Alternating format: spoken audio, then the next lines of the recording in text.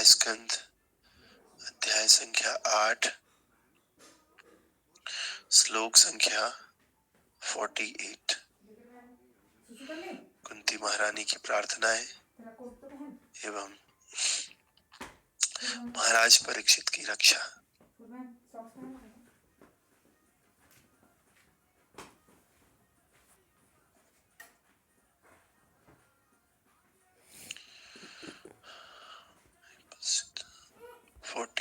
Okay.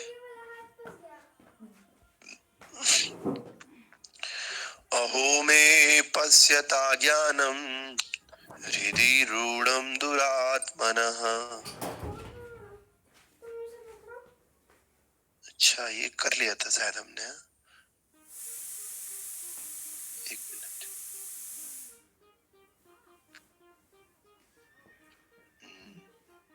हाँ, ये हो गया।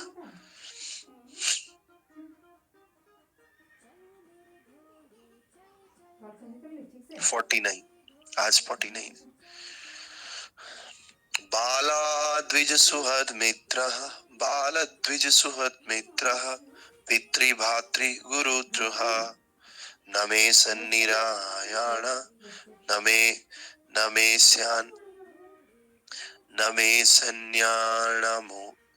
मे सन्निरयाण मोक्षो हि अपि वर्षायुतायुते। बालद्विज सुहन् मित्रः पितृभातृ गुरुद्रोह न मे सन्नियाण मोक्षो हि अपि वर्षायुते। बालद्विज सुहन् मित्रः पितृभातृ गुरुद्रोह न मे सन्निरयाण मोक्षो हि अपि वर्षायुतायुते। बालद्विज सुहन् मित्रः पितृभातृ गुरुद्रोह न मे स्यानिरयन् मोक्षो हि अपि वर्षायुतायुते। रिपीट कीजिए आप लोग। बालद्विज सुहन् मित्रः पितृभातृ गुरुद्रोह न मे स्यानिरयन् मोक्षो या अपि वर्षायुतायुते। और कोई? हरे कृष्ण प्रभु जी। बालद्विज सुहृन्मित्रो पितृ भातृ गुरुद्रोह न मे शानिरया मोक्षो यापि वर्षायुतो युते। हरि बोल। ओके, और कोई बात? हरे कृष्ण प्रभु जी। जी। बालाद्विज सुहृन्मित्र पितृभातृ गुरुद्रोह न मे स्यानिरयन् मोक्षो हि अपि वर्षायुतो। ओके, ठीक है। तो इसका ट्रांसलेशन। बालद्विज सुहृन्मित्र पितृभातृ गुरुद्रोह न मे स्यानिरयन् मोक्षो ये अपि वर्षयुतः। ठीक है, तो ट्रांसलेशन इस प्रकार से है। I have killed many boys, Brahmins, well-wishers, friends, parents, preceptors, and brothers. Though I live millions of years, and I will not be relieved from the hell that awaits me for all these sins. तो युधिष्ठिर महाराज कह रहे हैं, जैसे हमने कल देखा, इस प्रकार से जो कुरुक्षेत्र का युद्ध था उसमें बता रहे हैं कि जो धर्मराज युधिष्ठिर हैं वो अपने मित्रों की मृत्यु से व्याकुल होकर एक भौतिकवादी की तरह व्यवहार कर रहे थे और मुनियों ने इस प्रकार मोहित होकर उनसे बोलने लगा। युधिष्ठिर महाराज इस प्रकार से बोल रहे हैं। अब क्या बोल रहे हैं वो जो 49 था ना आज। तो हमने देखा कि युधिष्ठिर महाराज कह रहे थे कि मैं सबसे बड़ा पापी हूं, और मेरे हृदय को देखो जो अज्ञान से कितना भरा हुआ है, और जो ये शरीर दूसरों के लिए है, उसने अपने लिए मनुष्यों को मार डाला है, बहुत से मनुष्यों। कितने मनुष्यों को? तो मैंने कहा था एक अक्षुणी सेना को मार डाला, सॉरी कई अक्षुणी सेना को। और एक अक्षुणी सेना में क्या क्या होता है, कल हमने देखा था। जैसे 65,600 घुड़सवार होते हैं, 1,09,650 पैदल चलने वाले होते हैं, 21,870 हाथी होते हैं, और इतने ही रथ होते हैं। तो इन सबको मिलके एक अक्षुणी सेना बनती। और कुरुक्षेत्र के युद्ध में ऐसी कई अक्षुणी सेना मारी गई। महाराज दुनिया के सबसे धर्मात्मा राजा होने के कारण इतनी बड़ी संख्या में उन्होंने जीवित प्राणियों की हत्या का जिम्मेदारी अपने ऊपर लेते। सोच रहे इतने बड़े धर्मात्मा हैं, वैसे तो ये शरीर दूसरों के लिए होना चाहिए, परोपकार के लिए होना चाहिए, लेकिन परोपकार नहीं कर पा रहे, कम से कम दूसरों को मारो तो नहीं। तो उनको एक गिल्ट फील हो रहा था कि किस प्रकार से मैंने अपने फायदे के लिए, केवल अपने राज सिंहासन पाने के लिए इतने लोगों को मार डाला। इस प्रकार से आगे कह रहे हैं कि मैंने कई लड़कों को, ब्राह्मणों को, शुभ चिंतकों को, दोस्तों को, माता पिता, गुरुओं और भाइयों को मार डाला है। यद्यपि मैं लाखों वर्ष जीवित रहूंगा, फिर भी मुझे उस नरक से मुक्ति नहीं मिलेगी जो इन सभी पापों के लिए मेरी प्रतीक्षा कर रहा है।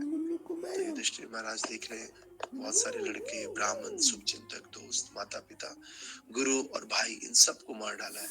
और कह रहे कि मैं तो बहुत साल तक जीवित रह लूंगा, लेकिन जो नरक मुझे मिलेगा ना, उससे मैं बच नहीं पाऊंगा, वो मेरा प्रतीक्षा कर रहा है।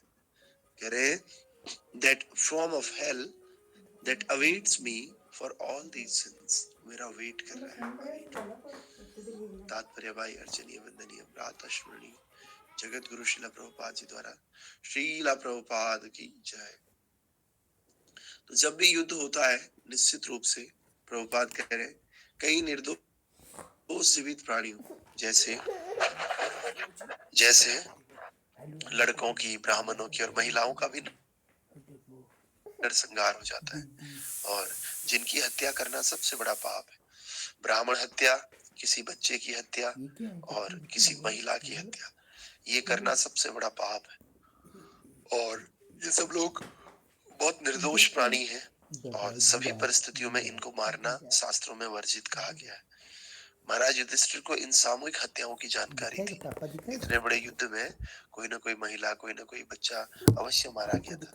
तो इसी प्रकार दोनों ओर मित्र, माता पिता तथा गुरु भी थे, और वे सभी भी मारे गए थे।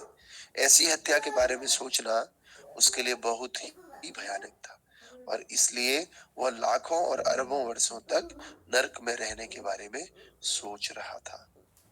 युधिष्ठिर महाराज लाखों वर्षों तक नरक के बारे में सोच रहे, क्योंकि उनको जानकारी थी कि केवल जो सेना है वही नहीं मारी गई, साथ में महिला और बच्चे भी मारे गए, और ब्राह्मण भी मारे गए। ब्राह्मण कौन? गुरु को भी ब्राह्मण कहा जाता है। तो अपने गुरु को भी इन्होंने मारा, पौत्र को भी मारा, और अपने भीष्म पितामह को भी इन्होंने मारा। तो इसलिए युधिष्ठिर महाराज डर रहे हैं और शोक व्यक्त कर रहे हैं, ग्लानि व्यक्त कर रहे हैं। तिथिर्राजा प्रभातुस्त धर्मयुद्धे विदो दशाम इति मे न तु बोधाय कल्पते शासनम वचः। जो राजा उचित उद्देश्य के लिए हत्या करता है, जो अपनी प्रजा के पालन पोषण में लगा रहता है, उसके लिए कोई पाप नहीं, परंतु यह निषेध आज्ञा मुझ पर लागू नहीं होती। फिर आगे कह रहे, there is no sin for a king who kills for the right cause. जो अच्छे कारण के लिए मारता है राजा, उसको कोई पाप नहीं लगता है। लेकिन ये बात मेरे साथ एप्लीकेबल नहीं है, क्योंकि मैंने केवल अपने स्वार्थ के लिए इन सब लोगों को मारा है। तात्पर्य में प्रभुपाद करें, महाराज युधिष्ठिर ने सोचा कि यद्यपि वे वास्तव में राज्य के प्रशासन में शामिल नहीं थे, जिसे दुर्योधन नागरिकों को नुकसान पहुंचाए बिना अच्छी तरह से चला रहा था, उन्होंने केवल राज्य के अपने व्यक्तिगत लाभ के लिए इतने सारे जीवित प्राणियों की हत्या की। और दुर्योधन के हाथ यह हत्या प्रशासन के दौरान नहीं, बल्कि आत्म प्रशंसा के लिए की गई थी। और जब इन्होंने हत्या की ना, ये तब राजा थोड़ी थे, तो राज्य को प्राप्त करने के लिए इन्होंने हत्या की। और इस तरह वह सभी पापों के लिए खुद को जिम्मेदार मानते थे। He thought himself responsible for all the sins. सभी पापों के लिए युधिष्ठिर महाराज अपने आप को जिम्मेदार मान रहे थे।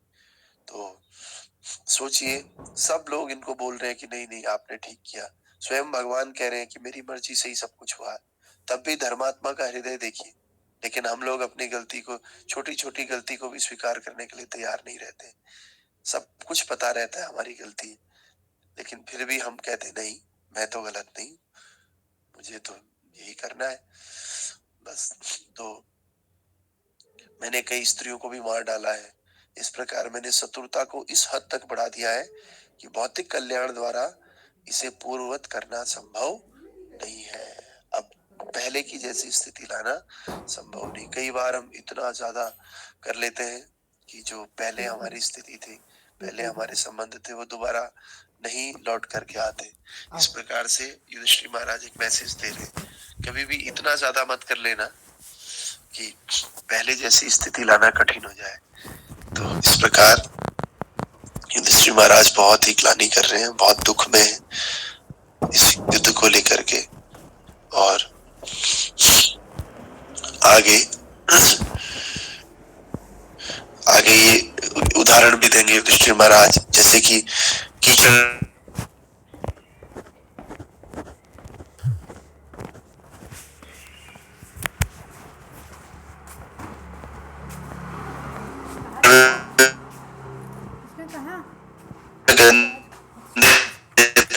पानी को